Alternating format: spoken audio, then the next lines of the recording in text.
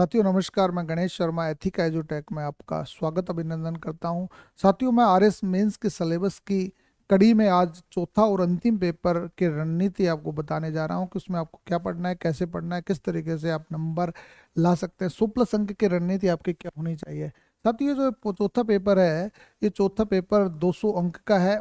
ये general study या general knowledge के नाम से नहीं है, ये general Hindi and general English के नाम से ये पेपर है। तो जनरल हिंदी की बात करें तो इसको 2 यूनिट में बांटा है। यूनिट फर्स्ट तो है 120 अंक के साथियों, और यूनिट सेकंड है हमारी 80 अंक के साथियों। 80 अंक की कुल मिलाकर ये 200 अंक है। और ये 200 अंकों की स्थिति हम बात करें 100+ अंक नहीं, इसमें आप 120+ अंक की रणनीति के साथ आप लेकर चलते हैं तो आपका ओवरऑल 400+ अंक आप ला सकते हैं और इस एग्जाम से टॉप कर सकते हैं। रणनीति आपकी क्या होनी चाहिए, क्योंकि जो इकाई फर्स्ट है इसमें सामान्य हिंदी है, 120 अंक है। इसका उद्देश्य भाषा विषयक क्षमता। भाषा विषयक क्षमता का मतलब होता है कि आपको ग्रामर एंड वोकैबुलरी की पता हो। वोकैबुलरी आपको पता होनी चाहिए, मतलब हिंदी विषय की ग्रामर और हिंदी विषय में जो वोकैब है उसके बारे में आपको पता होना चाहिए। दूसरा, उसके विचारों की सही, स्पष्ट और प्रभावपूर्ण अभिव्यक्ति। ये हमारा कॉम्प्रिहेंशन वाला पार्ट है। कॉम्प्रिहेंशन के बारे में आपको पता हो।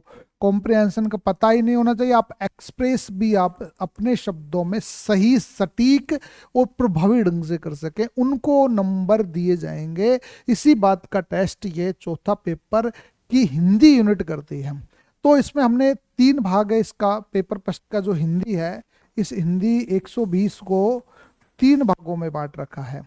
ये 3 भागों में पार्ट ए है, जो हमारा खंड ए है, वो खंड ए 50 अंक का है, जिसको हम व्याकरण के नाम से जानते हैं साथियों, है ना। दूसरा हमारा खंड ब है। खंड ब हमारा कॉम्प्रिहेंशन का है साथियों। कॉम्प्रिहेंशन को, इसको भी हम 50 अंक कहते हैं। ये हमारा गद्यांश वाला भाग है साथियों। और तीसरा आपका गद्यांश अभिव्यक्ति है, गद्यांश अभिव्यक्ति। और तीसरा हमारा खंड से निबंध का पार्ट है साथियों। 20 अंक का है, निबंध है ये, निबंध 20 अंक। अब हम बात करें कि सब व्याकरण है, ये व्याकरण नहीं, भाग 1 जो हमारा व्याकरण तथा भाषा अभिव्यक्ति, भाषिक क्षमता है, वोकैब है, भाषिक क्षमता है इसमें। अब भाषिक क्षमता है तो क्या करें साथियों। अब भाषिक क्षमता की हम बात करें तो अब व्याकरण क्या होता है। व्याकरण वह होता है जो एक निश्चित नियमों के अंतर्गत कामकाज करता हो। तो व्याकरण के नियम संधि, संधि विच्छेद, उपसर्ग, प्रत्यय, इन चीजों में चलते हैं। समास, यूं समझ लीजिए। ये 3 पोर्शन तो आपका क्या हुआ, ग्रामर का पोर्शन हुआ। संधि का, उपसर्ग का, प्रत्यय, जिसके लिए एक निश्चित नियमों की जानकारी आपको पता होनी चाहिए। आपको हम बात करेंगे पर्याय, विलोम, भिन्नार्थक शब्द और सार्थक शब्द। ये क्या हुए, आपके वोकैब के शब्द हुए। मतलब आपकी वोकैबुलरी, मतलब आपको इनके अर्थ पता होंगे, इनके एक ही अर्थ के अलग अलग रूप पता होंगे, तो ये वोकैब का मामला हुआ। फिर आप ग्रामर और वोकैबुलरी के आधार पर शब्द शुद्धि, वाक्य शुद्धि, मुहावरे, ये आपका शॉर्ट एक्सप्रेशन हुआ कि आप इनके आधार पर किस प्रकार से शॉर्ट एक्सप्रेशंस कर पाए हैं। पारिभाषिक शब्दावलियों को वोकैबुलरी में ले सकते हैं साथियों। तो इन चीज़ों को हमें समझना है कि जो 50 अंक का पोर्शन है वो व्याकरण का है, व्याकरण के अलावा वोकैब का है, वोकैब के अलावा तीसरा शॉर्ट एक्सप्रेशंस का है, जो शॉर्ट एक्सप्रेशन आप वाक्य शुद्धि के रूप में, शब्द शुद्धि के रूप में, और साथ में मुहावरे और लोकोक्ति के वाक्यों में प्रयोग के रूप में कर सकते हैं। जब ये बातें आपको समझ आ जाती है, सही ढंग से कर सकते हैं, तो आप जो कॉम्प्रिहेंशन का पोर्शन है, जिसमें आपके पल्लवन है, आपके गद्यांश है, आपका अनुवाद है, वो आसानी से कर सकते हैं। तो ये 50 अंक का जो पोर्शन है, इसमें आराम से 40+ अंक लाए जा सकते हैं साथियों, 40+ के अंक। अब हम बात करेंगे दूसरा जो 50 अंक का पोर्शन है, ये बेसिकली गद्यांश अभिव्यक्ति है। गद्यांश की अभिव्यक्ति आप किस प्रकार से दे रहे हैं। गद्यांश की अभिव्यक्ति सही, स्पष्ट और प्रभावी होनी चाहिए, ध्यान रखिएगा, सही, स्पष्ट और प्रभावी। तो आप गद्यावतरण, एक आपको पैसेज दिया जाएगा, उस पैसेज का आप 1/3 शब्दों में संक्षिप्तीकरण करना है आपको। संक्षिप्तीकरण 10 अंक का सवाल होगा, 10 अंक का प्रश्न होगा। तो संक्षिप्तीकरण कब करेंगे? जब आप उस गद्यांश को समझेंगे, उस गद्यांश का शीर्षक आप चुनेंगे, शीर्षक के बाद में अपने शब्दों में उसकी मूल भावनाओं को रखते हुए आपने किस प्रकार से अभिव्यक्त किया है। दूसरा हमारा पल्लवन है, इस पल्लवन में भी गद्यांश ही हुआ, गद्यांश का हुआ एक पल्लवन, एक सूक्ति दी होगी, दोहा दिया होगा, उसको आप अपने शब्दों में गद्यांशों में 1 या 2 पैरे में, 3 पैरे में आपको अभिव्यक्त कैसे करना है, इस बात को आपको समझने की जरूरत होगी। तीसरा पत्र लेखन है, पत्र लेखन भी कॉम्प्रिहेंशन ही हुआ, एक गद्यांश टाइप का ही हुआ। इसमें जो पत्र लेखन है और ड्राफ्ट लेखन है और अनुवाद है, अनुवाद तो आप तो अंग्रेजी से हिंदी में दिया जाएगा, अंग्रेजी का गद्यांश होगा उसका हिंदी में अनुवाद करना पड़ेगा। और प्रारूप लेखन है, ये सरकार में जब आप जाएंगे तो आप कैसे ड्राफ्ट राइटिंग करेंगे, उसका भी एक पैरा होता है, एक निश्चित मजमून होता है, उसका एक ड्राफ्ट होता है, ड्राफ्ट को अपने शब्दों में एक पैरा में तो लिखना होता है, इसलिए गद्यांश अभिव्यक्ति इसको नाम देना काफी उचित रहेगा। इसमें यदि आप 5 पोर्शन में 6-6 अंक भी लाते हैं, 5-6 नंबर, यदि आपकी सही ढंग से अभिव्यक्ति है तो 5-6 नंबर ला सकते हो। और 25 या 30 अंक, 25 या 30 अंक इसमें आप ला सकते हैं। तो मैं तो ये कहूँगा कि 25 अंक ही मान लीजिए, 25 अंक आप यहाँ ला सकते हैं, 5-5 नंबर का भी पोर्शन रखें। और तीसरा जो आपका 250 शब्दों में निबंध लिखना है, निबंध एक बहुत अच्छी कला है, यदि ये कला है तो आप 12 से 15 नंबर ला सकते हो, या 10-12 नंबर तो ला ही सकते हैं। इसमें मान लो हम 28 नंबर का पोर्शन किया, इसको 12 अंक का कर लिया, तो ये 40 अंक ये हो गए, 40-40 80 अंक आप 120 में से यहाँ ला सकते हैं इस पेपर में, 80 अंक। ये सेकंड का है। अब आपको क्या पढ़ना चाहिए, आपको देखिएगा कि किताबें बहुत सारी है, कोचिंगों के नोट्स भी बहुत सारे हैं, लेकिन हमें ये जानने की आवश्यकता है कि जो आप व्याकरण पढ़ें, आप गद्यावतरण पढ़ें, आप निबंध पढ़ें, ये बेसिकली आपकी मौलिक अभिव्यक्ति का लेखन है।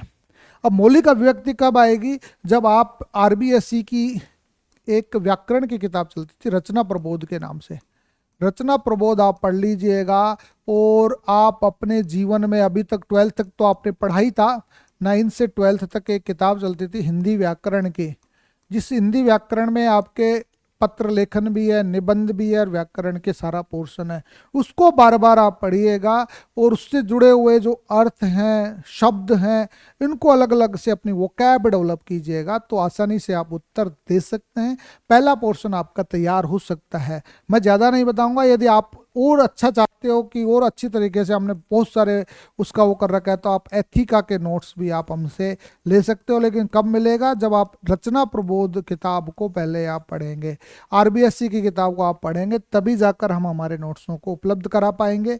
ये चीज़ें आप देख सकते हैं। दूसरा हम बात करें पार्ट बी की, ग्रामर एंड यूजेज के बारे में। यूनिट 2 है हमारा, यूनिट 2 आपका क्या है? 80 अंक का है, 80 मार्क्स का है, जो इंग्लिश के रूप में है। अब इंग्लिश के रूप में है तो इसमें क्या है? इसमें मैंने जैसे आपको बताया ग्रामर एंड यूजेज के बारे में। यूजेज कैसे होगा? जैसे आप करेक्शन ऑफ सेंटेंस, इसमें 10 सेंटेंस आपको दिए गए होंगे, उसमें से एरर छांटना है। अब एरर छांटना तो किस आधार पर छांटना आपको? या तो उसमें एरर आर्टिकल एंड डिटर्मिनर्स का होगा, या प्रपोजिशन संबंधी एरर होगा, या टेंसेज या सीक्वेंसेज ऑफ टेंसेज का एरर होगा, या मॉडल्स का होगा, या वॉइसेज का होगा, या नरेशन का होगा। इस प्रकार से 6 प्रश्न तो हमारे किसके होंगे? ये ग्रामर वाले पोर्शन से होंगे, जिनका यूजेज होगा। Synonyms, antonyms, phrasal, one word, open, confused, ये हमारे वोकैब के सवाल होंगे। ये हमारे 4 प्रश्न इससे जुड़े हुए होंगे। तो कुल मिलाकर 10 अंक के ये सवाल होंगे, 10 सेंटेंस होंगे जिनका आप कर सकते हैं। तो आप ये सारी बातें तो आपने, ग्रामर वाली बातें तो कहाँ पढ़ी है आपने? 12th तक पढ़ी है। यदि 12th तक आपकी अच्छी नहीं है तो मैं तो ये समझता हूँ इतनी जल्दी आपकी अच्छी हो भी नहीं सकते। तो बेसिक्स कॉन्सेप्ट जो 6ठी 7वीं 8वीं का है, तो मैं तो ये कहूँगा कि आपको 8th क्लास सीबीएसई की ग्रामर पढ़ लीजिए आप।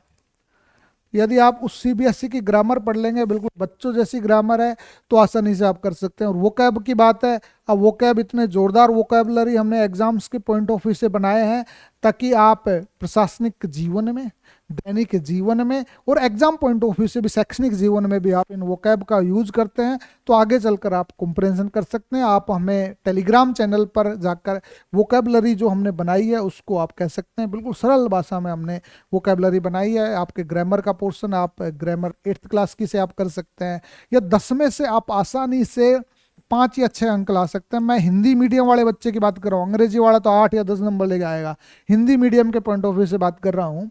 दूसरा हमारा कॉम्प्रिहेंशन का पोर्शन, ये 30 अंक का है। इसमें आपका कॉम्प्रिहेंशन है, ट्रांसलेशन है और प्रेसी है, मतलब 10 नंबर का कॉम्प्रिहेंशन, 10 नंबर के ट्रांसलेशन और 10 नंबर के प्रेसी है। तो जब आप कॉम्प्रिहेंशन का अनसीन पैसेज के 5 प्रश्न होंगे, यदि आप सही ढंग से आपकी वोकेबलरी आपने बना ली है, मैं बात कर रहा हूँ आपको नरेशंस के बारे में, वॉइसेस के बारे में, आर्टिकल्स डिटर्मिनर्स के बारे में, प्रपोजिशंस के बारे में, मॉडल्स के बारे में, इनके बारे में आपको जानकारी है, तो आप जो सेंटेंस दिया गया है उस सेंटेंस का मजमून आप समझ जाएंगे। जब आप मजमून समझ गए तो आपकी वोकेबलरी भी आपकी अच्छी होगी। वोकेबलरी, आपने सिनोनिम्स पढ़े हैं, आपने एंटोनिम्स पढ़े हैं, आपने फ्रेजल वर्ब्स पढ़े हैं, आपने इडियम्स पढ़े हैं, ये सारी चीज़ों को आप देखते हैं तो आपका वोकैब वाला पोर्शन मजबूत हो गया। आपका ग्रामेटिकल जो स्ट्रक्चर्स होता है सेंटेंस का वो आपको पता है, तो कॉम्प्रिहेंशन आपको समझ में आ जाएगा। जब आपको कॉम्प्रिहेंशन समझ में आ गया तो 5 प्रश्न जो होंगे 2-2 अंक के, वो आसानी से आप अपने शब्दों में उत्तर दे सकते हैं। जब आप अपने शब्दों में उत्तर देंगे, साथियों ध्यान रखिएगा, अपने शब्दों में उत्तर देना है, गद्यांश का उत्तर नहीं देना है। तो आराम से आप, मैं यूँ कहूँगा कि इंग्लिश मीडियम वाला तो 8 भी ले आएगा, 10 भी ले आएगा, लेकिन आप 5-6 अंक आप यहाँ ला सकते हैं कॉम्प्रिहेंशन में, क्योंकि ज़्यादा बड़ा जोर नहीं आता। दूसरा हम बात करें ट्रांसलेशन का, 5 सेंटेंसेज है। यदि आपको सेंटेंस स्ट्रक्चर बनाना आता है, उसमें आपका सब्जेक्ट्स कहाँ लगेगा, हेल्पिंग वर्ब कहाँ लगेगी, मेन वर्ब कहाँ लगेगा, ऑब्जेक्ट कहाँ लगेगा, अदर कॉम्प्लीमेंट्स को हमें कहाँ लगाना है, ये सारी चीज़ें आप जान जाते हैं, वोकेबलरी आपकी तैयार है, तो मैं ये दावे के साथ कह सकता हूँ 10 में से 10 अंक आप ट्रांसलेशन में ला सकते हैं, लेकिन मैं तो ये मानता हूँ कि 5 या 6 अंक आपके यहाँ भी आ सकते हैं। तीसरा हम बात करें कि प्रेसी राइटिंग की। प्रेसी राइटिंग क्या होगी, 150 से 200 शब्दों में होगा, एक गद्यांश दिया होगा, कॉम्प्रिहेंशन दिया होगा। ये कॉम्प्रिहेंशन को आपने पढ़ लिया, पढ़ने के बाद समझ लिया, समझने के बाद में अपने शब्दों में लिख दिया, तो यहाँ भी आपके 6-7 नंबर आ सकते हैं, लेकिन मैं 5-6 नंबर की बात कर रहा हूँ। तो यहाँ 15 से 18 अंक आपके इसमें आप ला सकते हैं साथियों, 15 से 18 अंक इसमें सेकंड पार्ट में ला सकते हो। पार्ट सी की बात करें हम, पार्ट सी कंपोजिशन से, लेटर राइटिंग से, ये 3 चीज़ें हैं, जिसमें पहले तो पैराग्राफ राइटिंग है 200 अंक का। ये 10 में से यदि आपका सही ढंग से लिखते हो तो 5-6 नंबर यहाँ ला सकते हो। आप पल्लवन है, जैसे पल्लवन कोई थीम दी गई है, उसका एलोबोरेशन करना है, तो एलोबोरेशन जैसे पल्लवन में किया, ऐसे ही आप विद एग्जांपल्स यहाँ कर सकते हो, यहाँ भी 5-6 ला सकते हो। और लेटर राइटिंग, जिस प्रकार से हिंदी में हमने ड्राफ्ट बनाया, उसी प्रकार से लेटर और रिपोर्ट की ड्राफ्ट हमें अंग्रेजी में बनानी है, तो यहाँ 5-6 नंबर आप यहाँ ला सकते हो, तो ये भी 15 से 18 अंक हो सकते हैं। तो कुल मिलाकर यहाँ आप 40 अंक का मटेरियल आसानी से तैयार कर सकते हैं 80 में से। तो 80, 40, 120 नंबर आपके 4th पेपर में हो जाते हैं। अब आपको ये कैसे करना है कि साहब, ये चीज़ों के लिए तो देखिए, खुद के मरे बिना स्वर्ग नहीं मिलता साथियों। ग्रामर की बात है, ग्रामर के 6 पोर्शन है, 6 पोर्शंस को आप 8वीं क्लास की ग्रामर है जो सीबीएसई की, उससे तैयार कर लीजिएगा, बिल्कुल सरल भाषा में मैं आपको बता रहा हूँ। दूसरा आपको क्या करना है, वोकेबलरी आप हमारी एथिका की वोकेबलरी टेलीग्राम चैनल से ले लीजिएगा। तीसरा आपका वोकेबलरी का और दूसरा तैयार कर लीजिएगा, जो भी आपका है या आपका खुद का पहले से होगा, तो ये आप तैयार कर लेते हैं तो आराम से 30 नंबर का पोर्शन, 35 नंबर का पोर्शन आप कॉम्प्रिहेंशन में कर सकते हैं, आप सही ढंग से लिख सकते हैं। ये चीज़ें तो आपको खुद को करनी पड़ेगी। ये आप सोचते हो कि मैं कहीं किसी दूसरी किताब से, गाइड से या किसी कोचिंग से उनको रट लूंगा, रटने से नहीं होता, खुद को करने से होता है। ये जो पोर्शन है 4th नंबर, ये आपको खुद को करना पड़ेगा, अपने शब्दों में अभिव्यक्त करना पड़ेगा हिंदी और इंग्लिश में, तभी जाकर आपके 120 प्लस अंक आ सकते हैं, अन्यथा आपको दिक्कतें बहुत आएगी यदि रटने रटाने वाले कॉन्सेप्ट्स पे आप रहे तो ये बातें हमारा चौथे पेपर की बात हमने आपको बताई है। तो चौथा पेपर जो है हमारा साथियों, इस चौथा पेपर की हम बात करें, paper 4 general Hindi and general English के बारे में है साथियों, जनरल इंग्लिश के बारे में। अब जनरल हिंदी एंड इंग्लिश का है, तो आपके जनरल हिंदी में आप मैंने जो बताई गई है रणनीति उसके अनुसार आप 80+ अंक यहाँ ला सकते हैं। आपको क्या पढ़ना है? आपको रचना प्रबोध पढ़नी है, आपको हमारे एथिका के नोट्स पढ़ने हैं। तीसरा हम बात करें इसमें जनरल इंग्लिश की बात करें, जनरल इंग्लिश में अभी आप 40+ अंक ला सकते हैं। आपको क्या पढ़ना है? आपको सीबीएसई की 8th क्लास की किताब पढ़नी है, ये आरबीएसई हो गई, और आपको हमारे एथिका के नोट्स पढ़ने हैं। तो यदि आप ये चीज़ें करते हो तो 120+ अंक ला सकते हैं। तो कुल मिलाकर हमारा जो 800 अंक का मटेरियल है, 800 अंक के चारों में, तो आप 100+ 110+ 100+ और 120+ अंक यहाँ ला सकते हो। मतलब 450 अंक लाकर आप टॉप कर सकते हैं। और 260 की कट ऑफ की बात है, 260 की कट ऑफ एक अलग मैटर था, क्यों गई कैसे गई, आपके कर्मों की वजह से गई है। आसानी से ये पेपर आप 400+ अंक ला सकते हैं, ये मैं दावा करता हूँ। और यदि आपको कोई शर्त लगानी हो मुझसे तो आप शर्त लगा सकते हैं, मुझे कभी भी चारों के चारों पेपर आप दे दीजिए 2 दिन के लिए, मैं चारों पेपर में किसी भी एग्जामिनर से टेस्ट करवा लीजिए, मैं 400+ अंक आपको लाकर बता सकता हूँ किसी भी स्थिति में कभी भी। तो ये बातें आपकी है, तो आप सही ढंग से आप तैयारी कीजिएगा। ये पेपर जून में होने वाला है और सरकार का फोकस इस पेपर को जल्दी से जल्दी कराना है। नई विज्ञप्ति फिर जारी करनी है, क्योंकि ये सरकार का महत्वाकांक्षी कार्यक्रम है, महत्वाकांक्षी परीक्षा है, ताकि देश के मतलब राज्य के युवा है वो अफसरी करें, राज्य की सेवा में योगदान करें। कैसा लगा हमारा एनालिसिस जरूर बताइएगा और देखते रहिएगा एथिका एजुटेक।